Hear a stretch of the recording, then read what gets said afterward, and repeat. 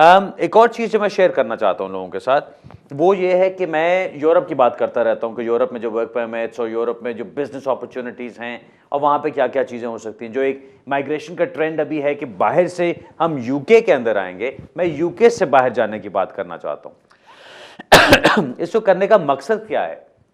अभी भी लोग बड़े सवाल पूछते हैं, अभी भी सबको इसका कॉन्सेप्ट समझ नहीं आया। मकसद इसका क्या है कि मैं ये देखना चाहता हूँ कि जो लोग यहाँ पे अभी आके यूके की लाइफ को अपनाने की कोशिश कर रहे हैं, यूके में सेटल होने की कोशिश कर रहे हैं और उनके काम नहीं होते, तो उनके लिए और क्या ऑप्शंस निकल सकते हैं। इसलिए मैंने एक पूरा अपना एक प्रोग्राम बनाया हुआ है, ऐसी आइटिनरी बनाई हुई है। अभी मैं पहले बताया था मैंने कि मैं लाटविया गया था, रीगा गया था, वहाँ पे खुद रहा था जाके 2-3 दिन और लोगों से मिला और जो जाके वहाँ के डिफरेंट पॉसिबिलिटीज़ हैं उनको देखा। मैं डबलिन गया आयरलैंड में, वहाँ जाके भी लोगों से मिला, जाके देखा पॉसिबिलिटीज़ क्या हैं। अब अगले हफ्ते, नॉट दिस वीक, अगले हफ्ते मैं रोमानिया जा रहा हूँ। अब रोमानिया जाने का मकसद क्या है कि मैं वहाँ पे भी जाके ये ऑप्शंस देखना चाहता हूँ। अब वहाँ पे ख़ास तौर पे एग्रीकल्चरल किस्म के बहुत सारे ऑप्शंस बनते हैं, जो अब जो इंडियन सिंह बैठे सुन रहे हैं, जो अमृतसर में अपने खेती-बाड़ी करते आए हुए हैं यहाँ पे, उनके लिए ख़ास तौर पे बड़ी हेल्पफुल किस्म की बात है कि अगर यहाँ पे काम नहीं होता, तो रोमानिया में, बल्गेरिया में जहाँ पे एग्रीकल्चर बहुत ज़्यादा चलता है, जहाँ पे खेती-बाड़ी बहुत ज़्यादा चलती है, वहाँ पे आपका काम हो सकता है और वहाँ पे आपको ऑप्शंस मिल सकते हैं।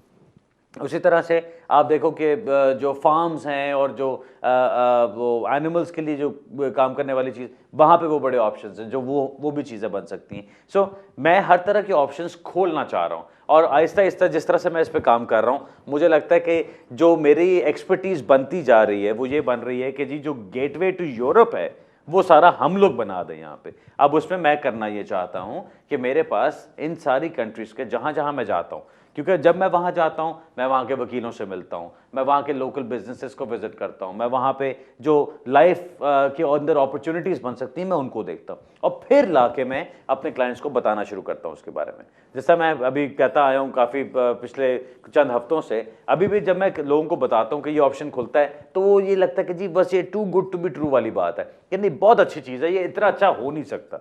क्योंकि आपको क्या ऑप्शन ऑफ़र किया जा रहा है? अगर आप प्रॉपर्टी खरीद के रहना चाहते हो, आप वो कर सकते हो। अगर प्रॉपर्टी नहीं खरीदना चाहते, आप बिज़नेस करना चाहते हो, तो आप वो करके रह सकते हो, जिसमें कि पैसे यूके में फॉर एग्ज़ाम्पल 2 लाख पाउंड है, कहीं और आप जाके देखो तो वहाँ पे बहुत कम आपको ऑप्शंस पे बात बन सकती है। तीसरी चीज़ जो मैं सबसे बेहतरीन ऑफ़र करता हूँ, वो मैं ये कहता हूँ कि जी आपको काम एस्टैब्लिश हुआ वहाँ से बिज़नेस पे आपको एक वर्क परमिट इश्यू करेगा। यानी काम हम लोगों के पास ऑलरेडी मौजूद है, वहां से आपको वर्क परमिट दिया जाएगा। आप उस वर्क परमिट पे वहां पे जाते हैं, अपनी फैमिली के साथ जाते हैं, काम करते हैं, आपको प्रॉपर वेजेस मिलते हैं, प्रॉपरली कानून के मुताबिक आप वहां पे रहते हुए सारा कुछ अपना एस्टैब्लिश करते हैं और 5 साल के बाद आपको वहां की परमानेंट रेजिडेंस मिल जाती है। इससे मेरा ख्याल है अगर आप गौर से देखें, इससे बेहतर डील कोई बनती नहीं कि एक तो आप एक एम्प्लॉयर के साथ अगले 5 साल के लिए सेटल हो गए, आपको वेजेस मिल रही हैं, फैमिली मेंबर्स आपके साथ जा रहे हैं, रह रहे हैं, आपके बच्चे वहां पल बढ़ रहे हैं, वहां पे सीख रहे हैं उनकी लाइफ को और 5 साल के बाद आपके पास परमानेंट रेजिडेंस भी हो जाता है। ये वो ऑप्शंस हैं जो कि अब यूके में अवेलेबल नहीं है। यूके में आप देखो कोई बंदा है, कोई स्टूडेंट है यहाँ पे, उस बेचारे को क्या मुसीबत पड़ी होती है कि जी मैंने अगली फीस दे के किसी तरह एक्सटेंशन करानी है। उस एक्सटेंशन का फायदा क्या अगर वो पढ़ना नहीं चाहता? वो क्या करते हैं, काम करना उनको अलाउड नहीं है, एक्सटेंशन करा भी ली उन्होंने, फिर उल्टे सीधे छुप छुपा के काम कर रहे हो जो कि इलीगल है। कहीं पकड़े गए, सीधा आपका वीज़ा भी कैंसिल होगा। कॉलेज को फीसें दे दे के, इधर उधर फीसें दे दे के अपने सारे पैसे लुटाते फिरते। उससे बहुत बेहतर है कि आप इस तरह का कोई ऑप्शन देखें जहाँ पे यूरोप में आपको एक सही लीगल और लेजिटिमेट ऑप्शन मिलता है जहाँ जाके आप सेटल हो सकते हैं। इतनी बड़ी दुनिया है भाई, कहीं पे भी हम जा सकते हैं, कहीं पे भी हम कुछ भी कर सकते हैं। अब तो सबसे बड़ी इंपॉर्टेंट बात यही बनती है। अब आगे मैं कुछ एक और बात करना चाहता हूं जो काफ़ी अच्छे से हमने जिसका जिक्र नहीं किया और ये एक मैं डिनर पे बैठा हुआ था, वहाँ पे अचानक बातचीत चल पड़ी और वहाँ पे 2-3 वकील लोग भी बैठे हुए थे और वो कमाल की चीज़ ऐसी चली कि मुझे नज़र आया कि जो जिस दुनिया में मैं रह रहा हूँ शायद मुझे पता ही कुछ नहीं कि बाहर क्या हो रहा है। वहाँ पे ये डिस्कशन चल रही थी कि असाइलम अभी भी चल सकता है कि नहीं। अब असाइलम का मतलब क्या है? आप कहते हो कि जी मुझे अपने मुल्क में खतरा है, मैं अगर वापस वहां पे गया तो मुझे वहां की लोकल अथॉरिटीज हेल्प नहीं करेंगी, जो खतरा मेरा चल रहा है उस खतरे की वजह से मुझे परसिक्यूशन हो सकती है, प्रोसिक्यूशन नहीं परसिक्यूशन वो हो सकती है, और प्लस अथॉरिटीज मुझे इतनी मदद भी नहीं कर सकती कि मैं वहां पे महफूज रहूं, और मैं किसी और मुल्क के हिस्से में नहीं जा सकता जिसको हम इंटरनल रिलोकेशन कहते हैं, कि जहां मैं जाके रह सकता हूं। अब वहां पे दो तीन ऐसे हजरात बैठे हुए थे, मैं ऑब्वियसली किसी का नाम नहीं लूंगा, लेकिन दो तीन ऐसे हजरात बैठे, कहते जी हमारे तो 2-2 साल हो गए, कोई असाइलम नहीं लगा। कमाल है। और कॉन्सेप्ट वहां पे उस टेबल पे क्या बन रहा था कि जैसे असाइलम खत्म हो चुका है, असाइलम हो ही नहीं सकता। Absolute rubbish. हम लोग अभी भी असाइलम करते हैं, जो प्रॉपर केस होता है जिसके अंदर जान होती है, असाइलम 100% होता है। क्यों नहीं होता? बात सिर्फ क्या है, जो एक जमाने में एक कॉन्सेप्ट था, जो आज से जमाने की जब मैं बात करता हूं, आज से 5-7 साल पहले जो कॉन्सेप्ट था कि जी कोई भी आए, कोई भी कहानी डाल दी तो वो चल जाएगा, वो चीज नहीं हो सकती।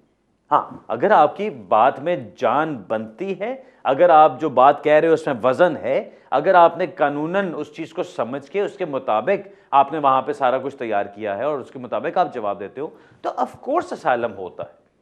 बात क्या है, आपको रिकॉग्नाइज करवाना है कि आपको खतरा है, आपको रिकॉग्नाइज करवाना है कि आपको अपने मुल्क में सिक्योरिटी नहीं मिल सकती, आपको रिकॉग्नाइज कराना है कि मुल्क का कोई और ऐसा हिस्सा नहीं जहां आप जा सकते हैं।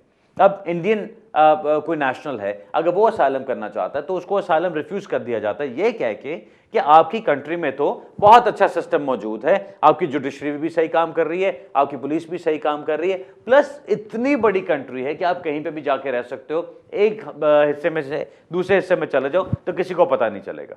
सो वहां पे आपको असाइलम नहीं मिलेगा, वो सेफ कंट्रीज लिस्ट के अंदर आ जाता है। पाकिस्तान से हम देखते हैं, मेरे पास क्योंकि पाकिस्तान के बहुत क्लाइंट्स आते हैं तो मैं बात कर सकता हूं। पाकिस्तान से आप देखते हो, अब पाकिस्तान में खास तौर पे जो औरतों के केसेस होते हैं, जहां पे ये women as a particular social group उनको देखा जाता है, जहां पे डिवोर्स्ड वुमेन हो या कोई ऐसी औरतें हैं जिनको एक खतरा है अपनी फैमिली से, कोई मर्जी की शादी की या घर छोड़ के निकल गए या उनके ऊपर कोई इल्जाम लग गया, अब ये उस तरह की चीजें होती हैं जिनके ऊपर आपको खतरा हो सकता है। अब वो अगर खतरा आपका है और आप वापस जाके अपने कंट्री में अपनी पुलिस वगैरह से मदद नहीं मांग सकते, या आपकी फैमिली में कोई male member of the family नहीं है, क्योंकि हम ये एस्टैब्लिश कर चुके हैं कि पाकिस्तान में एक बहुत मेल डोमिनेटेड सोसाइटी है, वहां पे डोमेस्टिक वायलेंस भी चलता है, वहां पे सारी प्रॉब्लम्स है। अब अगर इन प्रॉब्लम्स को आपने आइडेंटिफाई करके उसके मुताबिक आपने बताया कि आपने क्या क्या मदद मांगने की कोशिश की, क्या आपने औरतों की तंजीमों से मदद मांगी, क्या जाके आपने किसी पुलिस वाले से मदद मांगी, क्या किसी और गवर्नमेंट इंस्टीट्यूशन से मदद मांगी और आपको नहीं मिली, और फिर आप ये भी प्रूव कर सकते हैं कि जी पाकिस्तान के किसी और हिस्से में जाके मैं नहीं रह सकता या नहीं रह सकती क्योंकि ये रीजंस है, तो ऑफ कोर्स आपका असाइलम हो सकता है। मैं इस बात पे हैरान हो रहा था, मैंने मेंशन करना इसलिए जरूरी समझा कि बहुत सारे लोग हैं, अब एक टाइम में देखा जाए तो असाइलम की हजारों एप्लीकेशंस जाती थी, अब वो हजारों एप्लीकेशंस क्यों नहीं है? क्योंकि बहुत सारी बीच में झूठी कहानियां होती थी, बहुत सारे बीच में लोगों के कैसे ऐसे होते थे कि बस सुन सुना के दो से करके उन्होंने बात कर दी, जिसको फिर कहीं पे माना नहीं जाता। अब होना क्या शुरू हुआ, वो कहानियां पहले होम ऑफिस के पास जाती थी, मुझे वो जमाना भी याद है कि असाइलम करता था कोई जाके और वो उसकी कहानी देख के होम ऑफिस से सीधा उनको स्टेटस लगकर आ जाता था। फिर वो टाइम आया कि जजेस के पास जानी शुरू हो गई बहुत सारी अपीलें, और मुझे वो भी टाइम याद है कि जब हम जजेस के सामने जाते थे और जज फौरन एक केस को देख के हमदर्दी का वो सारा एहसास करके और उनके साथ सारी बातचीत करके और फिर कहते थे हाँ जी आपकी अपील अलाउ हो गई। अब वक्त क्या है, अब वक्त वो है जब जज भी, होम ऑफिस भी, हर बंदा आपको शक की नजर से देखता है कि जी आप कहते हो आपको मारता था हस्बैंड आपका, आप कहते हो आपको आपके घर वाले मारते थे, आप कहते हो आप वापस जाओगे तो आपके माँ बाप आपको मार देंगे, या आपकी फैमिली ने आपको डिसोन कर दिया है, आप कहते हो पुलिस वालों ने मदद नहीं की, आप कहते हो पूरे मुल्क के किसी और हिस्से में मैं जाके नहीं रह सकती अकेली। अगर ये सब कुछ आप जो कह रहे हो अगर वाकई सही है तो फिर तो हम आपको स्टेटस दे देंगे, लेकिन क्या ये सही है? इस चीज पे वो आपको शक की नजर से देखते हैं। अब क्या होता है, होम ऑफिस में आप इंटरव्यू के लिए जाते हो, लंबा इंटरव्यू, बहुत सारे सवाल जवाब, अगर वहां से आपको रिफ्यूज कर दिया गया, जो कि मोस्टली होता है, तो फिर आप कोर्ट में जाते हो। अब कोर्ट में जाके क्या हो रहा है, जज के सामने कानून अभी भी वही है जो आज से 5 साल पहले था या 10 साल पहले था। कानून अभी भी ये कहता है कि अगर कोई इंटरनेशनल प्रोटेक्शन मांगता है और वो उन सारे पॉइंट्स को प्रूव कर सकता है कि race, religion, nationality, membership of particular social group या पॉलिटिकल ओपिनियन की वजह से आपको खतरा है और जो लोकल पुलिस है या लोकल अथॉरिटीज है वो आपको मदद करने को तैयार नहीं या नहीं कर सकती, और आखिरी चीज कि आपके पास option of internal location relocation available नहीं है, तो आपको असाइलम मिल सकता है। अब बात क्या होती है, हम जो केसेस देखते हैं, जो मेरे पास खराब हुए हुए केसेस आते हैं, वकील के पास गए, वकील को खुद नहीं पता कि कैसे स्ट्रक्चर करना है असाइलम को, एक कहानी डाल दी, बस जी कहानी बोल दो जाके चल जाएगा काम। No, it doesn't work like that. आपने वो कहानी बोली जाके, अब आपको पता ही नहीं कि लीगल रिक्वायरमेंट्स क्या हैं, जो आपने वहां पे कई जगहों पे अपने खुद पैरों पे कुल्हाड़ियां मारी हैं। अब वो जब आपका रिफ्यूजल आता है, जज के सामने जाता है, तो आपकी क्रेडिबिलिटी बिल्कुल जीरो होती है। जब क्रेडिबिलिटी आपकी नील है तो जज ने आपकी बात को कैसे मानना है? सारी बात क्रेडिबिलिटी की होती है। उसको बिठा लिया आपने, अगर अपनी क्रेडिबिलिटी आपकी बैठ गई, वहां पे आपने उनको जज को यकीन दिला दिया, तो आपका केस हो सकता है। सो ये बात 100% गलत है कि असाइलम नहीं हो सकता। मुझे मालूम है कि बहुत सारे बेतहाशा लोग ऐसे हैं जिनको असाइलम की जरूरत है। अगर आपका केस बनता है तो जरूर सामने आइए, जरूर असाइलम क्लेम कीजिए, उसके अंदर जान बिल्कुल होगी अगर आप अपनी बात सही कर रहे हैं। अगर आपने कोई झूठी कहानी बना के चलना है तो आपके लिए मुश्किल होगा, बिकॉज कल को आप उसके ऊपर जवाब ही नहीं दे सकते। ठीक है, सो ये मैं असाइलम की बात इसलिए करना चाहता था क्योंकि मुझे नजर आया कि ये वाकई एक ऐसी चीज है कि जो कि बहुत सारे लोग उससे ये सोच के बैठ गए कि जी असाइलम अब होता ही नहीं, ये दो तीन की सुनी सुनाई बातों पर चलते हैं। नेक्स्ट बात जो मैं एक और करना चाहता हूं, इससे पहले कि मैं सवाल जवाब लेने शुरू करूं, मुझे पता मैं काफ़ी देर से बोल रहा हूं, लेकिन एक और बात मैं करना चाहता हूं। आज किसी साहब का फ़ोन आया मुझे कि जी कोई अनाउंसमेंट आ गई होम ऑफिस की वेबसाइट पे कि लोगों को स्टेटस दे दिया जाएगा। वो क्या चीज़ है जी, वो चेक करके बताएं कि जी उनका स्टाफ कम हो गया तो ये हो गया वो हो गया। अब वो जब उनका लिंक मांगा है तो वो बीएनपी की तरफ से एक स्टेटमेंट आई हुई है। वो बीएनपी क्या है? वो पार्टी जो कि यहाँ पे किसी इमिग्रेंट की शक्ल नहीं देखना चाहती, वो बीएनपी की तरफ से है। और उसके अंदर उन्होंने ये कहा हुआ है कि जी हम ये देख रहे हैं कि क्योंकि होम ऑफिस के पास अपनी वो इतना पैसा नहीं है, उनको पैसे अपने कट करने पड़ेंगे, तो हो ये रहा है कि जो लोग यहाँ पे रह रहे हैं वो उनको देख ही नहीं रहे, उनको कुछ कर ही नहीं रहे। उसका मतलब ये नहीं कि वो आपको स्टेटस दे रहे हैं, उसका मतलब सिर्फ ये कि उन्होंने आंखें अपनी आपकी तरफ से अभी थोड़ी सी बंद की हुई हैं। अब कितने लोग यहाँ पर हैं जो अभी सुनने वाले सारे ला रहे होंगे यहाँ पे कि जिनके एप्लीकेशंस की गई, एप्लीकेशंस रिफ्यूज हुई और आप इंतजार कर रहे हो कि अच्छा जी हमें वो रिमूवल डायरेक्शंस कोई नहीं आई, अभी तक उन्होंने कुछ कहा नहीं, और रिपोर्टिंग के लिए जा रहे हैं। साल हो गए, 2 साल हो गए, 4 साल हो गए, 5 साल हो गए, रिपोर्टिंग के लिए भी जा रहे हैं, ना स्टेटस दे रहे हैं ना निकाल रहे हैं यहाँ से। तो ये क्या हो रहा है? ये उस तरह की बात है। इसका मतलब ये नहीं कि वो आपको भी वो कि जी मिलियन लोगों को वो एकदम स्टेटस दे देंगे, जितने ओवरस्टेयर हैं सबको ओवर स्टेटस दे देंगे, ऐसा मुझे अभी होते नजर नहीं आता। ऑलराइट जी, नाज़रीन अब मेरा ख्याल है सीधा अपने सवाल जवाब की तरफ चलते हैं। थोड़ी देर में ब्रेक का भी टाइम हो जाएगा, लेकिन पहले सवाल जवाब की तरफ चलते हैं। पहली कॉल लेते हैं जी। हेलो हेलो जी, अस्सलाम वालेकुम। वालेकुम सलाम जी। आपकी बहुत मेहरबानी इतनी मखलूक की हेल्प करने के लिए। कोशिश कर रहा हूँ।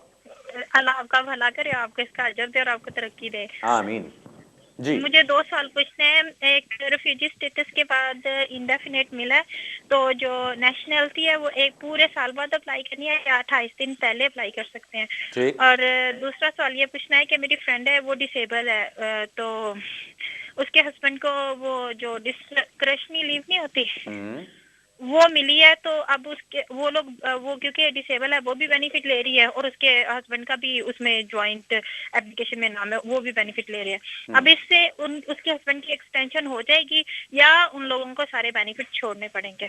मुझे ये बताइए कि जब उनको स्टेटस मिला था तो उसमें कोई लेटर में लिखा हुआ था कि उनको बेनिफिट्स अलाउड है कि नहीं? जी उसमें लिखा था।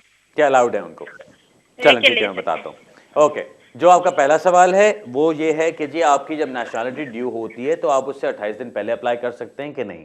नेशनैलिटी का ये सवाल का जो जवाब आपका डायरेक्टली है वो ये, नेशनैलिटी की ये चीज़ याद रखिए, नेशनैलिटी का आपका एक टाइम पीरियड कंप्लीट होना लाजमी है। कानून क्या कहता है कि आपने जब नेशनैलिटी के लिए अप्लाई करना है, जिसको नेचुरलाइजेशन कहते हैं, जब आपने नेचुरलाइजेशन के लिए अप्लाई करना है तो आपके पूरे 5 साल गुजरे हों यूके में, उन 5 ईयर्स में से 1 साल आपका कम से कम इंडेफिनिट लीव के साथ गुजरा हो, यानी आपके पास इंडेफिनिट लीव मिले हुए आपको 1 साल गुजर चुका होना चाहिए, तब आप कर सकते हैं। सो जब आपने अप्लाई करना है, जब आपकी इंडेफिनिट लीव को 1 साल कंप्लीट हो जाता है, फॉर एग्जांपल 31 मार्च को आपको जाके कंप्लीट होता है एक साल पूरा, तो आप 1 अप्रैल के बाद किसी भी दिन अप्लाई कर सकते हैं। वो 28 डेज पहले वाला कॉन्सेप्ट सिर्फ आपका लीव टू रिमेन एप्लीकेशंस के लिए अप्लाई होता है। या आपकी लीव टू रिमेन एप्लीकेशन बनती है, आपका 31 मार्च को आपका फॉर एग्जांपल वीज़ा खत्म हो रहा है, तो आप 3 मार्च के बाद किसी भी डेट को अप्लाई कर सकते हैं, बिकॉज अब आप वो 28 डेज की कैटेगरी के अंदर आ जाते हैं। ठीक है जी। दूसरा सवाल जो आपका था कि जी वो हस्बैंड भी बेनिफिट्स पे हैं और वाइफ भी बेनिफिट्स पे हैं, अगर जब उनको डिस्क्रिप्शन लीव दी गई थी, अगर उसमें लिखा था कि उनको बेनिफिट्स लेने अलाउड हैं और वो बेनिफिट्स लेते रहें, तो फिर कोई फर्क नहीं पड़ता, देन दैट्स फाइन। लेकिन अगर उसमें लिखा हुआ था कि बेनिफिट्स उनको अलाउड नहीं है, उसके एंटाइटलमेंट नहीं है और वो फिर भी बेनिफिट्स ले रहे थे, तब उनको प्रॉब्लम हो सकती है। ऑलराइट जी, बेस्ट ऑफ लक। अगला सवाल लेते हैं जी। हेलो अस्सलाम वालेकुम। जनाब, वालेकुम सलाम। जी मैंने ना FLRO की एप्लीकेशन की थी होम ऑफिस में। मेरा बच्चा और मेरी वाइफ ब्रिटिश थी, तो होम ऑफिस ने रिफ्यूज कर दी थी, ठीक। तो मुझे अपील का राइट उन्होंने दिया था जी। तो ये 11 मार्च को मेरी हेयरिंग थी, तो मुझे ना वो 13 को वो जज ने डिसीजन कर दिया और 17 इस मंथ की वो डिटर्मिनेशन आ गया और उन्होंने ना अपेंडिक्स में मुझे रिफ्यूज करके ह्यूमन राइट में मेरी अपील अलाउ कर दी है। ठीक है।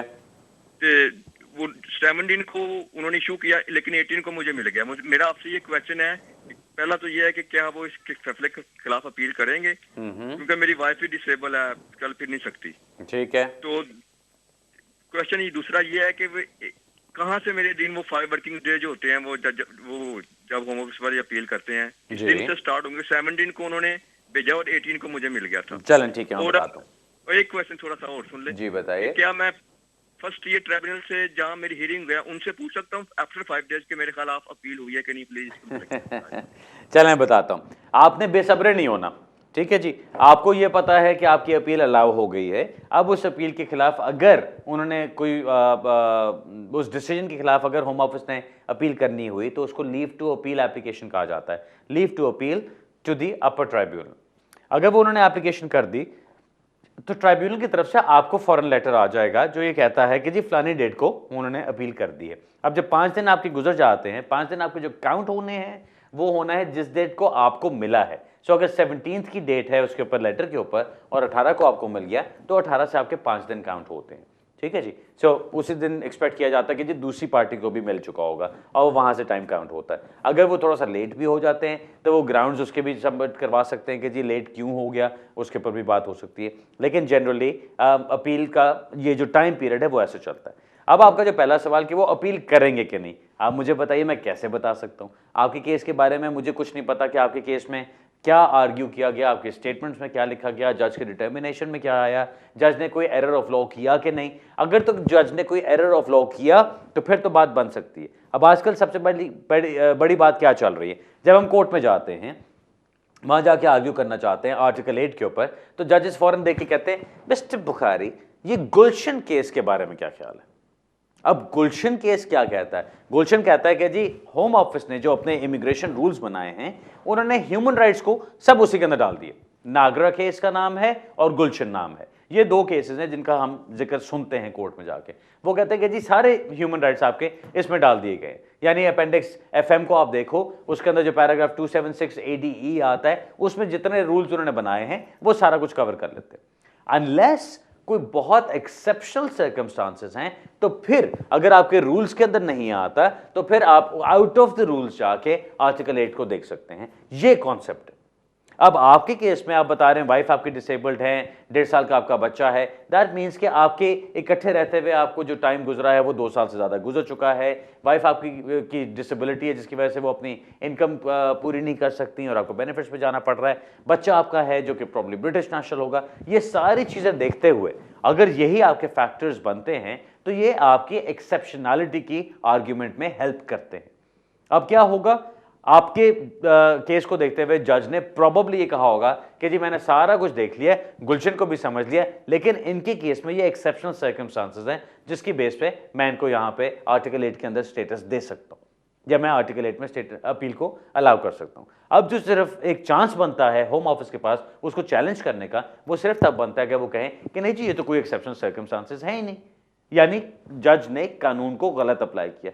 सिर्फ उस एक पॉइंट के ऊपर वो आपको चैलेंज कर सकते हैं। अब अगर वो करते हैं तो शेम ऑन देम, बिकॉज आप जो सिचुएशन बता रहे हो उसके अंदर तो लगता है कि सारा कुछ बिल्कुल ठीक है और बाकी आपकी एक्सेप्शनल सिचुएशन है।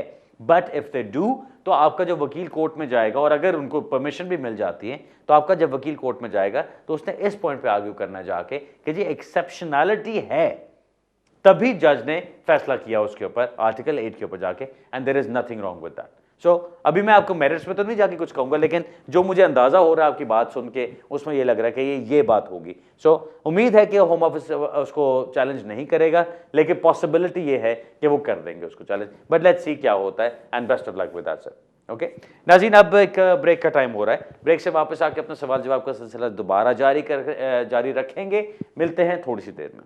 के बाद दोबारा आपको खुशामदीद कहता हूँ, सीधा अपने सवाल जवाब की तरफ चलते हैं। पहली कॉल लेते हैं जी। हेलो, अस्सलाम वालेकुम। आशाम। मैंने ये कहना था कि मुझे यहाँ केस किए हुए तो हो गया 8 साल, और 8 सालों में तो काफी दफा रिफ्यूज भी हो गई हूँ।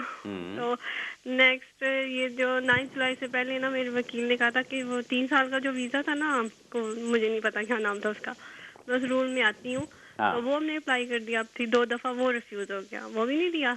फिर JR में कर दिया हमने, उधर से पहले उन्होंने लेटर भेजे कि हमें टाइम दो, फिर एंड में होम ऑफिस ने ना मेरा जो केस था वो वापस ले लिया। और अब वापस तो ले लिया, अब ये है कि वो क्या फैसला करेंगे, अब पता नहीं वो क्या फैसला कर सकते हैं। सेम फैसला होगा कि थोड़ा चेंज करेंगे, या और फिर कितना टाइम ले सकते हैं, क्या कुछ चांस है?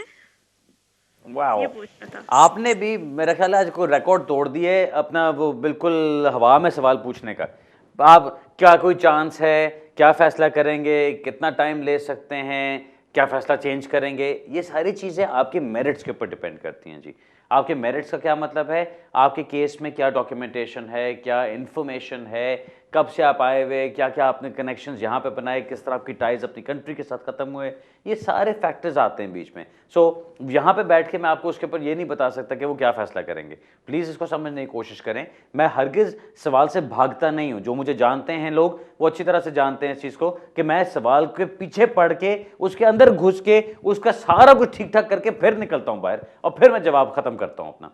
लेकिन अगर मेरे पास इंफॉर्मेशन इतनी नहीं है कि मैं आपको जवाब दे सकूं यहाँ पे, तो मैं जवाब देने की कोशिश नहीं करूंगा। आपको मैं सिर्फ इतना कहना चाहता हूँ, आपको यहाँ पर आए हुए अगर 8 साल हुए हैं, 8 साल बाय इटसेल्फ इतना ज़्यादा टाइम नहीं बनता कि मैं कहूँ कि जी इसके ऊपर आपको स्टेटस मिल जाएगा। बाकी फैक्टर्स भी देखने वाले हैं कि और क्या क्या है। जुडिशियल रिव्यू आपने किया, उन्होंने एक्सटेंशंस ली, एक्सटेंशंस के बाद अब उन्होंने कहा कि हम इसको विड्रॉ करते हैं और हम आपको दोबारा फैसला करके देंगे। अब इस चीज़ को कितनी देर हुई है मुझे आपने ये भी नहीं बताया, लेकिन आमतौर पे मैं जब अपनी कोई क्लाइंट की एप्लीकेशन वो जब होम ऑफिस कहता है कि हम विड्रॉ करेंगे, तो मैं उनसे कहता हूँ कि मुझे एक टाइम फ्रेम दो, 3 मंथ्स या 6 months depending upon the application, कि इतने टाइम के अंदर आप फैसला करोगे, ताकि मुझे भी पता हो, मेरे क्लाइंट को भी पता हो कि इस टाइम को हमने एक्सपेक्ट करना है। कई दफ़ा होता है कि होम ऑफिस उसमें फैसला कर देता है, कई दफ़ा होता है कि उसमें फैसला नहीं करता। अगर वो नहीं करते तो हमारे पास फिर मौका होता है कि हम दोबारा जुडिशियल रिव्यू में जाकर उनको चैलेंज कर सकते हैं और दोबारा उनको वहाँ पे घसीट सकते हैं, बिकॉज हमने पहले अपनी कॉस्ट भी ली होती है उनसे। सो ये सारी चीज़ें आपके केस के ऊपर डिपेंड करती हैं। फैसला चेंज भी किया जा सकता है, अगर वो अपना डिसीजन वापस लेते हैं, आपके केस को दोबारा से कंसिडर करते हैं और ये भी कह सकते हैं कि हाँ आपको कोई ना कोई डिस्क्रिप्शन लीव मिलनी चाहिए या आपको किसी न किसी और कैटेगरी के अंदर आना चाहिए। लेकिन मेरे लिए अभी आपको ये चीज़ बताना बिल्कुल नेक्स्ट टू इम्पॉसिबल है, बिकॉज मुझे आपके सर्कमस्टांसेस के बारे में और कुछ नहीं पता। मुझसे मिल लीजिए या हमारे किसी ऑफिस में जाके किसी से मिल लीजिए और इंशाल्लाह आपको उसके ऊपर बहुत बेहतर इंफॉर्मेशन मिल जाएगी। ऑलराइट जी, अगला सवाल लेते हैं जी। हेलो हेलो हेलो जी, सलाम अलैकुम भाई। जी वालेकुम सलाम। सबसे पहले तो मैं आपका बहुत शुक्रिया अदा करना चाहती हूँ, क्योंकि पहले मैंने 2 दिन पहले आपसे आपने मुझे अपेंडिक्स के लिए एडवाइस किया था, बहुत शुक्रिया। तो ये है कि मेरा बेटा और हस्बैंड 2007 में इंडिया से आए थे, और तब बेटा 8 साल का था, तो लीगली रह रहे हैं। पहले मेरा स्टूडेंट वीजा था, फिर 2 साल PSW मिला था, फिर स्टूडेंट वीजा है। प्रोग्रेस बिल्कुल माशाल्लाह से सही है। ठीक। तो अभी बेटे को आज खत्म होने वाले इस साल। ये था कि मैं जो अपेंडिक्स FM पढ़ रही थी, जैसा आपने मुझे एडवाइस, वो चाइल्ड बेस्ट इंटरेस्ट और unreasonable to expect child leave UK, ये कुछ जो है, तो उसमें ये बता रहे ये लोग के सोल रिस्पॉन्सिबिलिटी होनी चाहिए जो हमारी नहीं है, या 2 में से एक पेरेंट ब्रिटिश होना चाहिए जो है भी नहीं। तो क्या क्या डॉक्यूमेंट सबमिट करने चाहिए मुझे, मतलब कौन से डॉक्यूमेंट जो ये उनको कन्विंस कर दे कि भाई बच्चा यहाँ से अगर अभी ईयर 10 में है जाएगा तो उसका जीसीएससी नेक्स्ट ईयर है, जो सब कुछ उसका मतलब खत्म हो जाएगा, वो हिंदी बोल का बिल्कुल, और ठीक। इंग्लिश जर्मन का फ्रेंड्स पढ़ रहा है, तो क्या क्या डॉक्यूमेंट सबमिट करने चाहिए प्लीज मुझे बता दीजिएगा थोड़ा सा डिटेल में। अच्छा, मैं कोशिश करता हूँ जी। सॉरी, मैं बहुत खामोश रह रहा था आपके सवाल के दौरान, क्योंकि आपकी आवाज़ बहुत मुश्किल से मुझे आ रही थी, बड़ी मुश्किल से मैंने समझने की कोशिश की है। जो मुझे बात समझ आई है वो ये समझ आई है कि आप 2007 में यहाँ पर आए, आपका बच्चा उस वक्त 8 साल का था, वो अभी तक यहाँ पर है, अब उसके 7 साल कंप्लीट होने वाले हैं, और आप ये देखना चाहते हैं कि उसकी कौन सी एप्लीकेशन डलती है। तो मैंने शायद आपको उसके बारे में 7 साल की एप्लीकेशन के बारे में और उसकी कनेक्शंस के बारे में और वो सारा कुछ बताया कि इट्स नॉट रीजनेबल कि उस बच्चे को एक्सपेक्ट किया जाए कि वो यहाँ से जाए। अब जो डॉक्यूमेंट्स की बात है जी, इसमें अगेन किसी स्पेसिफिक सवाल का जब आप मुझसे जवाब पूछेंगे तो मैं आपको यहाँ पे नहीं दे सकता, बिकॉज यहाँ पे आपको मैं इन्फॉर्मेशन दे रहा हूँ, एडवाइस नहीं कर रहा हूँ सवालों के लिए या आपके केसेस के लिए। हाँ, जनरली मैं आपको बता सकता हूँ कि किस तरह की डॉक्यूमेंट्स की ज़रूरत होती है। आपके बच्चे की फ़ोटोग्राफ्स होती हैं, जब वो आया था यहाँ पे तो वो किस तरह से था, अब वो कितना बड़ा हो गया है, कितनी उसमें चेंजेस आई हैं। ये ख़ास तौर पे वो स्टेजेस हैं जहाँ पे बच्चे में बहुत चेंजेस आती हैं, दाढ़ी मूछ निकल आती है, क्या कुछ हो जाता है। सो ये सब कुछ आप वो फोटोग्राफ से प्रूव कीजिए वहाँ पर। उसके स्कूल के डॉक्यूमेंट्स लगाइए, उसके टीचर्स से लेटर्स लीजिए कि जी ये बच्चा अगर इसको यहाँ से निकाला जाता है तो उसके ऊपर क्या फ़र्क पड़ेगा, क्या इफ़ेक्ट होगा, वो सब कुछ लेकर आइए। आपके जो बच्चे के अटेंडेंस रिपोर्ट्स हैं हर साल की, वो लगा दीजिए, जिससे पता चले कि वो अपने स्कूल को अटेंड करता रहा है। अपनी जो सर्कमस्टांसेस हैं वो लगाइए बीच में, और ये बताइए कि इस बच्चे को अगर वापस इंडिया भेज दिया जाता है तो वहाँ जाके इसकी लाइफ पे क्या इफ़ेक्ट होगा। और वो सब कुछ जो आपने बताना कि क्या इफेक्ट होगा, वो सिर्फ ये नहीं कि जी आपको तो पता है वहाँ पे क्या होता है, नहीं, किसी को नहीं पता। आपको ये फैक्ट्स बताने हैं, आपने बताना है कि वहाँ पे इसको जाके क्या क्या प्रॉब्लम्स होंगी। अगर ये स्कूल में जाएगा, कौन से एरिया में, कौन से स्कूल में जाएगा तो इसको क्या इशू आएगा, वहाँ पे इसको बाकी स्टूडेंट्स के साथ क्या मसला हो सकता है, वहाँ से इसकी हेल्थ पे कोई फ़र्क पड़ सकता है कि नहीं पड़ सकता, वहाँ पे इसकी जो जनरल एक सोशल स्ट्रक्चर है लाइफ का, उससे और यहाँ के चेंजेस में क्या फ़र्क पड़ता है। ये सारी चीज़ें आपको वहाँ पे लगानी होंगी। अब अगर आप मुझे कहें कि जी मुझे एक लिस्ट ऑफ डॉक्यूमेंट्स दे दो, तो मैं आपको कह सकता हूँ हाँ जी अपने बिल्स लगाएं, अपने बैंक स्टेटमेंट्स लगाएं, अपने पे स्लिप्स लगाएं, अपने टैक्स के डॉक्यूमेंट्स लगाएं, अपने डॉक्टर के रजिस्ट्रेशन लगा दें। ये वो जनरल चीज़ें हैं, बिल्कुल जनरल डॉक्यूमेंट्स हैं। मैं कभी भी किसी को ये नहीं कहता कि एक जनरल लिस्ट से अपने डॉक्यूमेंट्स तैयार कर लें, नो, क्योंकि हर केस डिफरेंट है, हर बच्चा डिफरेंट है, हर फैमिली डिफरेंट है। आपकी केस में, आपकी सिचुएशन में जिन चीज़ों की ज़रूरत है, हम आपके साथ बैठ के आपको वो गाइडेंस देते हैं कि इसमें आपको ये चाहिए, ये चाहिए, ये चाहिए। अब एक बच्चा है, वो किसी चीज़ में बहुत अच्छा है, ठीक है, जनरली तो आपने उसके स्कूल का लेटर लगा दिया, वो भी स्कूल का लेटर जो बिल्कुल फजूल होता है, वो क्या होता है, this is to confirm that this child has attended school from this date to this date, full stop. उसकी क्या वैल्यू है? ये तो कोई जुटला नहीं रहा कि बच्चा स्कूल गया। लेकिन हाँ, अगर आपने टीचर को लिख के ये भेजा कि जी मुझे बताओ कि अगर इसको यहाँ की लाइफ से निकाल के कहीं और डाला जाता है और इस तरह की लाइफ में डाला जाता है तो इसमें क्या फ़र्क होगा। अब वहाँ हो सकता है टीचर कहे कि जी इसके ऊपर इमोशनली फ़र्क पड़ सकता है, ये अपनी स्टडीज़ के अंदर इसको देखो, इस चीज़ पे ख़ास तौर पे इसका बहुत अबूर है, इस चीज़ में बहुत अच्छा है, अगर इसको इस चीज़ के अंदर हम आगे लेके चलते हैं, कंटिन्यू करते हैं, हो सकता है इसमें अपनी लाइफ के अंदर बहुत अचीव करें। फॉर एग्जाम्पल फिजिक्स में अच्छा है, मैथ्स में अच्छा है, जो कुछ भी है उसमें अचीव कर सकता है। वेयरएज इस स्टेज पे जब इसके जीसीएससीज भी होने वाले हैं और सारा कुछ होने वाला है, इसको निकाल के आप कहो कि अच्छा जाके इंडिया में एक इक्विवेलेंट सिस्टम के अंदर शुरू करो। अब वहाँ पे जैसे ही वो जाएगा, मीडियम ऑफ इंस्ट्रक्शंस डिफरेंट हो जाता है, वहाँ पे जो टीचर्स हैं वो उनका स्टैंडर्ड डिफरेंट हो जाता है, बाकी बच्चों के साथ जो एक सोशल इंटरएक्टिविटी चलती है वो डिफरेंट हो जाती है। यहाँ पे उसके फ्रेंड्स होंगे, एक बच्चा बहुत अच्छा महसूस करता है जब वो अपने फ्रेंड्स को रोज़ मिलता है, उन फेमिलियर लोगों को देखता है, उन फेमिलियर शक्लों को देखता है जिनको वो जानता है और जिनको ट्रस्ट करता है। आप उसको एकदम से किसी नई जगह पे भेज दो कि अच्छा यहाँ जाके सेटल हो जा, बुलिंग हो सकती है और प्रॉब्लम्स हो सकती हैं, क्या क्या इश्यूज हो सकते हैं। मुझे याद है जब मैं स्कूल में था पाकिस्तान में, तो एक अब तो मेरा बहुत अच्छा दोस्त है, वो बेचारा वो यूके से आया था वहाँ पे। अब उससे वो छोटा सा था, लेकिन जब वो आया, वो जाके इंग्लिश एक्सेंट में बोले तो हम सब उसको देखते थे कि अच्छा ये क्या मखलूक है, ये क्या चीज़ है, किस तरह की इंग्लिश बोलता है। हम लोग अपनी वो चबा चबा के अंग्रेजी बोलते थे वहाँ पे, और ये आके बड़े ब्रिटिश एक्सेंट में बात करता था। अब वो उसको एक अच्छी एनर्जी मिलनी चाहिए थी वहाँ से, लेकिन हुआ क्या, वो बेचारा खामोशी से चुप करके बैठा रहता था। वो कोशिश करता था कि बोले ना, क्योंकि जब वो बोलता था तो सारे उसको मजाक करते थे कि तू किस तरह बोलता है। अब ये चीज़ ठीक है, ओवर द इयर्स जाके वो रिकवर कर गया इस चीज़ में से, बहुत इंटेलिजेंट था, बहुत ज़बरदस्त था, इसलिए उसने बहुत अच्छा किया इसके ऊपर। लेकिन उस वक्त जब वो बोलता था तो उसको हर कोई एक अजीब तरीके से रिडिक्यूल करता था। अब ये चीज़ जब बच्चे की लाइफ में आप देखते हो और जब वहाँ पे जाता है और बच्चा इस चीज़ में से रिसीड कर जाता है, अब अगर तो वो अंदर से कॉन्फिडेंट है तो फिर तो वो उसके ऊपर निकल आएगा, लेकिन अगर वो अंदर से कॉन्फिडेंट नहीं है तो हर बंदा ब्रिलियंट नहीं होता, हर बंदा जीनियस नहीं होता। अब वो अगर उतना जीनियस नहीं है तो वो बेचारा रिसीड कर जाएगा, उसका कॉन्फिडेंस लो हो जाएगा, वो खामोशी से चुप करके बैठा रहेगा, वो समझेगा, उसको ऐसा फील होगा कि उसको बुली किया जा रहा है। अब ये सारी चीज़ें अगर एक लेटर में लिख के दे दी जाती हैं तो सेंस बनी कि नहीं बनी? हाँ, आई एम श्योर आपको इस तरह के लेटर के बारे में किसी ने पहले शायद इतना डिटेल में ना बताया हो। सो ये सारी चीज़ें आपके केस में जो जो आपके साथ सूटेबल हैं वो चीज़ें लगाइएगा और फिर एप्लीकेशन कीजिएगा। और अगर खुद कर रहे हैं तो मत करना, get it done through somebody जो अपना काम अच्छी तरह से जानता हो। ऑलराइट जी, बेस्ट ऑफ लक। अगला सवाल लेते हैं। हेलो जी। Hello. जी। Hello. Hi, Mr. Bakari. Hi. Hi, how are you? Good, thanks. Good. Okay, I have a question to ask from my friend. Okay, she's Canadian born, but also has a British protected person passport that was issued in the UK.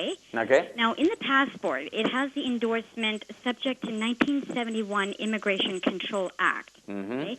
She has been here for the last 7 years and is marrying a British citizen in June and plans to stay in the UK. Mr. Bakari, can you give me some guidance on what to do? Is that all? Okay, fine. I'm going to tell you what I can tell you right now on this. Number one, this is my least favorite subject in all of immigration law. Okay, the reason being there are so many different types of legislations that have come into it that the whole area is very, very confused. But I can tell you this much. If somebody has the right of abode, if you have the British protected citizen status, and you have the right of abode on that basis, you can be treated as somebody, for example, who has indefinite leave to remain in the UK. So they can come here, they can stay here, they can live here, and after 5 years they can apply for their nationality as well. Now I don't know the particular circumstances of your matter, so I will not even attempt to guide you on this. If I want to answer this question, I will need to take all the information from you. I'll go away, I'll do some research on it, and then I will get back to you because I don't want to give you a wrong answer. Okay?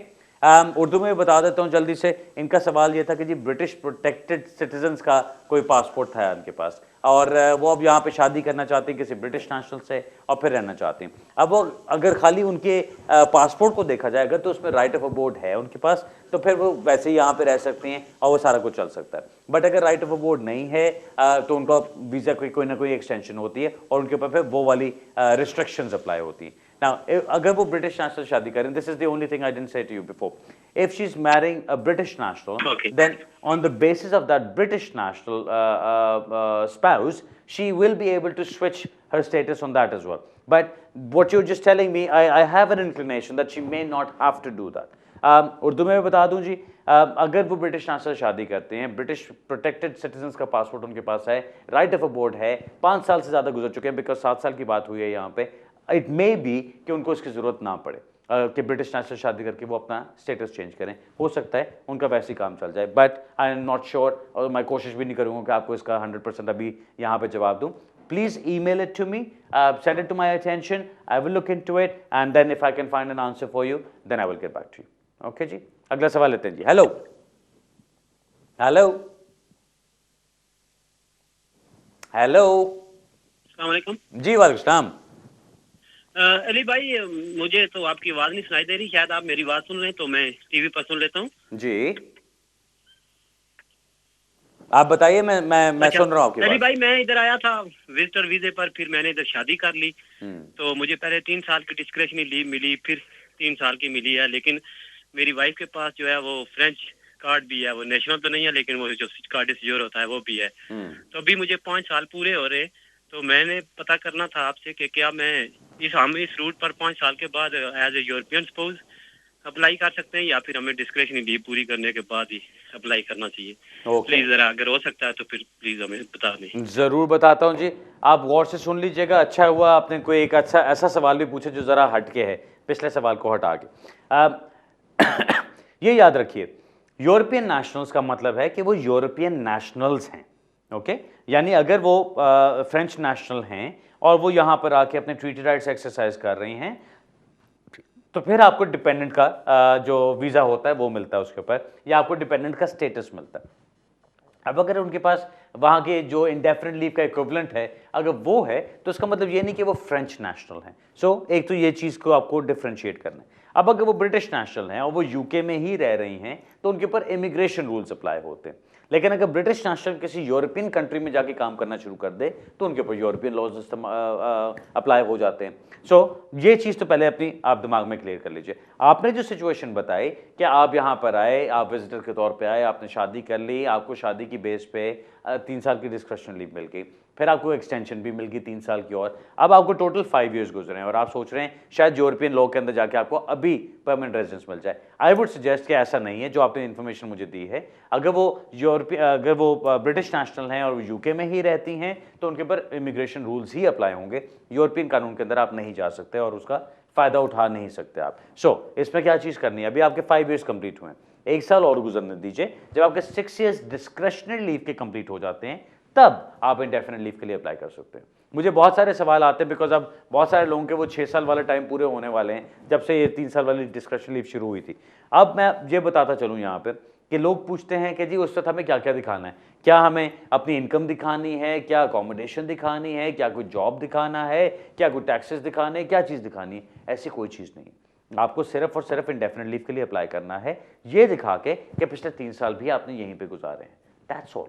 उसके लिए आपको कोई maintenance की requirement नहीं है, कुछ नहीं है, कोई ऐसी चीज़ नहीं कि जी आपको एक खास इनकम दिखानी है उसके ऊपर जाके आप करेंगे, नथिंग। आपने सिर्फ अपना जो लैंग्वेज रिक्वायरमेंट्स है, life in the UK test करना है, वो कीजिए एंड दैट्स इट। उसकी बेस पे आप अप्लाई कर सकते हैं। ऑलराइट सर, अगला सवाल लेते हैं जी। हेलो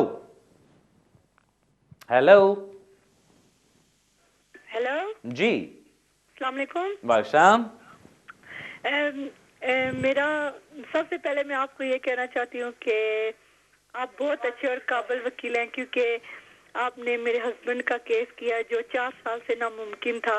ओह जबरदस्त। तो आपने वो हमारा केस कराया है, जो हम सब वकील के पास जा जाके हमारी उम्मीद जो है ना उम्मीदी हो चुकी थी। लेकिन माशाल्लाह लाख लाख शुक्र है कि आपके जाने की पास 2 महीने के अंदर अंदर मेरे हस्बैंड को वीजा मिल गया है। जबरदस्त जबरदस्त, बहुत मुबारक हो आपको जी। खैर मुबारक। तो मैं आपसे क्वेश्चन पूछना चाहती हूँ कि जो मेरी अम्मी है वो इधर आई थी, उनको इनडेफिनेट स्टे मिल गई है, तो वो पूछना चाहती है कि अगर वो पाकिस्तान जाए तो कितना अच्छा रह सकती है। सॉरी, ये पीछे बहुत शोर मचा हुआ है आपका, मुझे कोई आवाज़ नहीं आई आपकी। ऐसी ऐसी कॉल आपकी कॉल का बहुत शुक्रिया, आपने बहुत अच्छी बातें की, तारीफ भी कर दी। मैंने आपको नहीं कहा था कॉल करने के लिए, लेकिन बहुत शुक्रिया आपने कॉल कर दिया। सिर्फ जो आपका सवाल था वो मुझे समझ नहीं आया क्योंकि पीछे शोर इतना मचा हुआ था। सो प्लीज़ अगर आप कॉल करें और आपके पीछे कोई बैकग्राउंड में ज़्यादा शोर होगा तो आपकी कॉल ड्रॉप हो जाएगी यहाँ पे। आई एम सो सॉरी, मैं आपका सवाल सुन नहीं सका, समझ नहीं सका कि मैं आपको इसमें हेल्प कर सकूँ। अगला सवाल लेते हैं जी। हेलो अस्सलाम वालेकुम। जी, वालेकुम सलाम। सर जी, मुझे यहाँ पे हो गए हैं 7.5 साल में। एज ए स्टूडेंट आया था 2006 में अक्टूबर। तो उसके बाद मुझे कंटिन्यूसली स्टूडेंट वीज़ा मिलता गया। मैंने अपनी स्टडीज इन टाइम पूरी कर ली। फिर मैंने वो ACCA PSW अप्लाई किया, जिसमें मैं अभी तक लटका हुआ हूँ और उसका कोई फैसला नहीं आ रहा। अभी जो लीड केसेस हैं वो उनकी इंटेंशन है सुप्रीम कोर्ट में जाने की, तो श्योर नहीं हूँ कि वो जाएंगे वहाँ पे या नहीं जाएंगे जी। तो मेरे 2 क्वेश्चन थे कि एक तो ये है कि मुझे यहाँ पे उनका वेट करना चाहिए। मैं कोर्ट ऑफ अपील लेवल पे हूँ, कोर्ट से मैंने बात की है, वो कहते हैं कि जी हम देखते हैं हम क्या कर सकते हैं। तो अगर वो आगे चले जाते हैं सुप्रीम कोर्ट में, तो क्या कोर्ट मेरा केस यहाँ पे ही होल्ड पे रहने देगी या मुझे यहाँ से फारग करेंगे और कहेंगे भाई ठीक है जाओ। और दूसरा मेरा क्वेश्चन ये है कि मैंने अपना करना था डिस्क्रिशनरी का, मैं सोच रहा था क्योंकि मेरी शादी हुई है आउट ऑफ कास्ट। तो जो मेरी वाइफ की जो फैमिली है ना, वो लोग जो हैं वो थोड़े से आप कह सकते हैं कि बदमाश टाइप हैं। अच्छा, सॉरी आपकी आवाज जी मैं कह रहा था जैसे मैंने शादी की थी, मैं अपनी वाइफ को ना ले आया था इधर। उसके बाद इसको मैंने वापस नहीं भेजा, 4 साल से ये भी यहाँ ही है। ठीक है। तो एक मेरा बेटा है यहाँ पे जो पैदा इधर हुआ है, अब वो 4 साल का हो गया, इस साल वो रिसेप्शन में जा रहा है नर्सरी में, तो अभी वो जाता है। और ठीक है। दूसरा मेरा बच्चा जो है वो ड्यू है इस ठीक, जुलाई। अल्लाह मुबारक तो- करे जी। ओके, आपकी आवाज बीच में गायब हो गई है जी, बोलिए। मैं ये कह रहा था कि लुकिंग एट द सर्कमस्टांसेस, क्या ये गुड आइडिया है कि मैं डिस्क्रेशनरी के लिए अप्लाई कर दूं? ओके, चलो मैं बताता हूँ जी। जो आपके सर्कमस्टांसेस हैं, पहली बात मैं आपका ACCA का जो है उसका जवाब दे दूं। आपको आई एम श्योर पता ही होगा, मैंने लास्ट प्रोग्राम में भी मेंशन किया था, एक जजमेंट आ गई है, कोर्ट ऑफ अपील की तरफ से आ गई है, जिसमें उन्होंने कहा है कि ACCA वाले जो PSW के अंदर जाना चाहते थे, जहाँ पे उनको वो डिग्री वाला एक क्वेश्चन उठ रहा था, वो उसको वो एक्सेप्ट नहीं कर रहे। सो कोर्ट ऑफ अपील की तरफ से साफ साफ कह दिया गया है कि ACCA will not be treated as a degree. So इसलिए वो उन्होंने PSW का वहाँ से मामला ख़त्म कर दिया। आपका सवाल ये है कि जी अभी अपील में जाना चाहते हैं वो लीड केसेस, तो उसका इंतज़ार करना अच्छा है कि क्या करना अच्छा है। जहाँ तक इंतज़ार करने वाली बात है जी, मुझे तो इंतज़ार से सख्त बुरा नफ़रत ही है। मैं इंतज़ार करना बहुत बुरा लगता है मुझे। सो मैं तो ये नहीं कहूँगा कि आप इंतज़ार करते रहें। हाँ, अगर आप खुद इन्वॉल्व हैं उसके अंदर, तो फिर आपका एक काम चल रहा है, वो उसको इंतज़ार करना नहीं कहते। ये जो चीज़ है आपकी कि जी आपने केस किया था, अब बाकी केसेस आगे चले गए हैं, लेकिन आप वहीं पर रुके हुए, तो क्या कोर्ट उसको ऑन होल्ड रखेगा? कोई उसको ऑन होल्ड नहीं रखेगा। केस आपका एक डेट के बाद बिल्कुल ख़त्म हो जाता है, उसकी कोई वैल्यू नहीं रहती, then it stands as finished. सिर्फ जो चीज़ वहाँ पर हो सकती है वो ये कि अगर सुप्रीम कोर्ट में जाके आप लोग सक्सेसफुल हो जाते हैं, जो लीड केसेस हैं वो सक्सेसफुल हो जाते हैं, और सुप्रीम कोर्ट ने डायरेक्शन ये दी कि जितने लोगों ने इस टाइम में PSW के लिए अप्लाई किया था सबको स्टेटस मिलना चाहिए, तो फिर सिर्फ बात बनेगी। पर्सनली मुझसे पूछा जाए, मैंने इसके ऊपर बहुत रिसर्च की थी, बहुत काम किया था, बहुत आर्ग्यू भी किया, बहुत केसेस के अंदर लड़ा भी जाके इसके अंदर, लेकिन मुझे अब नहीं लगता कि वो इसको एज अ डिग्री लेवल मानेंगे और इसको वो स्टेटस देंगे कि जहाँ पर जितने वो हज़ारों लोग थे जो PSW के लिए अप्लाई करना चाहते थे, सबको वो PSW अब दे दें, स्पेशली जब PSW अब ख़त्म हो चुका है। So I find it a bit more difficult कि ऐसा कुछ होगा। अब आपका दूसरा सवाल उठता है, आप कहते हैं कि जी आप डिस्क्रेशन लीव के लिए अप्लाई करना चाहते हैं, वाइफ के साथ आप अप्लाई करना चाहते हैं, सेकंड बेबी होने वाला है, एक बेबी हो चुका है, आपको डिफरेंट कास्ट में आपने शादी की है, तो उसके ऊपर अब डिफरेंट कास्ट का आपने जो मेंशन किया, उससे यही लगता है कि अच्छा जी आपको वो आपने कहा कि बदमाश टाइप लोग हैं, तो वहाँ से आपको ख़तरा लगता है जी। अब ख़तरा जहाँ पर आया, जैसे ही आपने मेंशन किया there is a fear of return, आपने अगर ह्यूमन राइट्स की एप्लीकेशन में मेंशन किया, आपकी एप्लीकेशन को वापस कर देते हैं रिफ्यूज करके, और ये कह के कि अगर आपको कोई प्रॉब्लम है, ये फ़ोन नंबर है, क्रॉयडन फ़ोन करें, लिवरपूल फ़ोन करें, इधर फ़ोन करें, उधर फ़ोन करें, अपने असाइलम की अपॉइंटमेंट बुक कराएं और जाके इन पर्सन असाइलम क्लेम करें। अब आपको यहाँ पे रहते हुए 4 साल 5 साल जितना भी आपने टाइम बताया आपको हो गया। अब आपको जब आप असाइलम के लिए जाते हैं, तो सबसे पहला सवाल ही ये होगा कि जी आप इतनी देर बाद क्यों असाइलम करने आए। अब ठीक है, जो भी आपके रीजंस हो सकते हैं आप उसको दे सकते हैं। कहने का मतलब ये कि डिस्क्रेशनरी लीव की एप्लीकेशन मेरे लिए कोई सेंसिबल नहीं बनती। मेरे लिए अगर आपको खतरा है, अगर जेन्युइनली आपको प्रॉब्लम है, तो आप जाके असाइलम क्लेम कीजिए। इसके अंदर डिस्क्रेशनरी लीव की आपकी कोई सेंस नहीं बनती। ऑलराइट जी, अगला सवाल लेते हैं जी। हेलो हेलो जी, अस्सलाम वालेकुम। जी वालेकुम सलाम। मेरा ख्याल है एक ही सवाल का टाइम रह गया, बताइए। जी अली भाई, मेरा नाम अमीन है, थैंक यू वेरी मच। मैं ग्लासगो से बात कर रहा हूँ। जी अमीन साहब। मैं एक्चुअली मुझे डिस्कशनरी लीव मिली थी 3 साल की, तो उसमें मेरे बच्चे पाकिस्तान में थे जी। तो उनका मैंने अप्लाई किया था। 4 बच्चे थे, 2 ओवर 18 थे। तो अभी उनका अपील में था केस, तो अपील में उनका एक लेटर में वसूल हुआ है, जिसमें 2 जो छोटे बच्चे थे उनका लेटर बैंक की तरफ से आया कि आपकी जो अपील है वो सक्सेसफुल हो गई है, तो अपनी फीस जो है वापस ले लें। तो उसके बाद अभी तक कोई भी दूसरा लेटर नहीं आया। तो मैं पूछना ये चाहता हूँ कि इसमें हमें किस चीज से कांटेक्ट करना पड़ेगा, और ये सारी डिटेल में प्लीज बताइएगा कि अगर जो दूसरे 2 बच्चे हैं जिनका रिफ्यूज हो गया है, तो उनके लिए अगला स्टेप कौन सा होगा और उसके लिए मुझे क्या करना पड़ेगा, क्योंकि वो है भी ओवर 18, और जिनका उन्होंने फीस वापस करने के लिए कहा है उनकी जो है ना उम्र 18 साल से कम है। तो उस पे वाज़ह तौर पे लिखा है कि आपकी जो अपील है वो सक्सेसफुल हो गई है, लेकिन आप अपनी फीस वापस ले लें। लेकिन उसका जो कोर्ट की कोई भी डिसीजन ऑर्डर अभी तक हमें रिसीव नहीं हुआ। मैंने फोन किया था तो उन्होंने मुझे बताया कि ये 6 फरवरी को हमने डिसीजन किया है, लेकिन अगर आपको डिसीजन रिसीव नहीं हुआ तो आप प्लीज हमें ईमेल करें, हम आपको दोबारा भेजेंगे। तो वो तो अभी आज ही मैंने फोन किया और अभी आपको ही फोन कर दिया, तो प्लीज मुझे बताइएगा कि क्या। और मैं बताना चाहता ये भी आप ही के चैम्बर की तरफ से किया था और मारिया वकील थी उस वक्त, और आपने मेरी बहुत हेल्प की थी और मैं ग्लासगो से आया था। Thank you. Very good, nice to hear that sir, nice to hear that. Sir ji आपको ये मैं बता दूं कि सबसे पहली बात, आपकी अगर अपील उन्होंने पार्शली सक्सेसफुल कर दी है, जो 18 साल से कम है, अगर उनको उन्होंने मान लिया है, डिसीजन अभी तक नहीं आया, तो वो तो आप उनको ईमेल करेंगे, वो आपको डिसीजन दोबारा भेज देंगे, वहाँ से आपको पता चल जाएगा। प्लस आपको ये भी फ़ायदा मिल जाएगा कि अगर आप उसके खिलाफ अपील करना चाहते हैं, लीव टू अपील में जाना चाहते हैं, तो वो भी चीज़ की जा सकती है। सो उसमें तो आपने बिल्कुल टाइम वेस्ट नहीं करना। जैसे ही आपको पता चलता है, जैसे डिसीजन मिलता है, तो फ़ौरन रब्ता कीजिएगा ताकि आपको फ़ौरन उसके अंदर हेल्प कर दी जाए। जहाँ तक पैसों की बात है, वो तो उन्होंने कहा कि जी आपको पैसे इसलिए वापस कर रहे हैं कि आपकी अपील सक्सेसफुल हो गई है उन 2 बच्चों के लिए। मैं कहूँगा पैसों की बात चलें, वो इतनी इंपॉर्टेंट नहीं है, आपको देखना ये कि स्टेटस का क्या बना। जब तक आपका डिसीजन नहीं हाथ में आ जाता, तब तक उसके ऊपर कोई बात नहीं करनी, उसके ऊपर और कोई फैसला नहीं करना।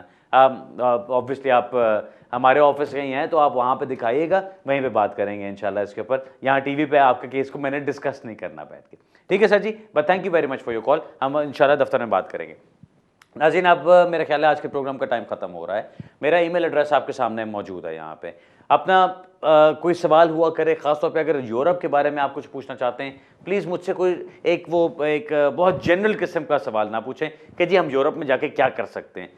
Impossible to answer. आप मुझे कुछ अपने फैक्ट्स बताइए, अगर आप मिलने आके तो ज़्यादा बेहतर होता है, ताकि मैं आपको यूरोप के ऊपर प्रॉपर गाइडेंस दे सकता हूँ। मेरा ख्याल है जिस तरह से हम इसको भी शुरू कर रहे हैं, शायद अभी कहीं और उस तरह से नहीं किया जा रहा, इसलिए लोगों के अंदर बहुत ज़्यादा अवेयरनेस नहीं है इस चीज़ की कि क्या चीज़ है। लेकिन जब समझ आ गई बात की तो सबको बहुत पसंद आएगी इस चीज़ की।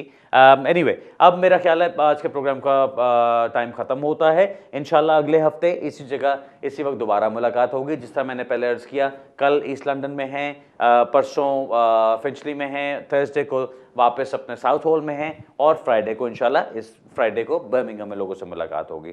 सो वहाँ पे बात करेंगे, वहाँ पे देखेंगे आगे आपके लिए मैं क्या कर सकता हूँ, और आपकी दुआओं के साथ और आपके अच्छी बातों के साथ और अच्छी वो कमेंट्स के साथ इंशाल्लाह हम अपनी कोशिश जारी रखेंगे कि अपना काम सही तरह करते रहें। इंशाल्लाह अगले हफ्ते दोबारा मिलते हैं। खुदा हाफिज़ एंड गुड इवनिंग।